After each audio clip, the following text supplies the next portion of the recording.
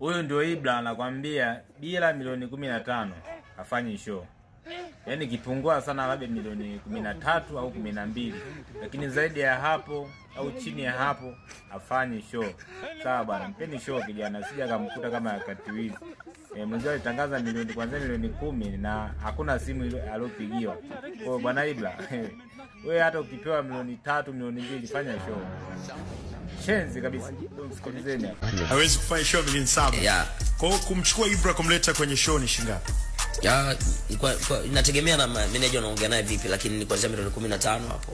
12 13 hapo something yeah. Lakini show zetu hizo mitaani Ibra kuna 5 6 7 8 uendi mbali hizo vipi? Sasa inategemea na unaongea kwenye biashara iko vipi, kwa sababu biashara iko mara mbili.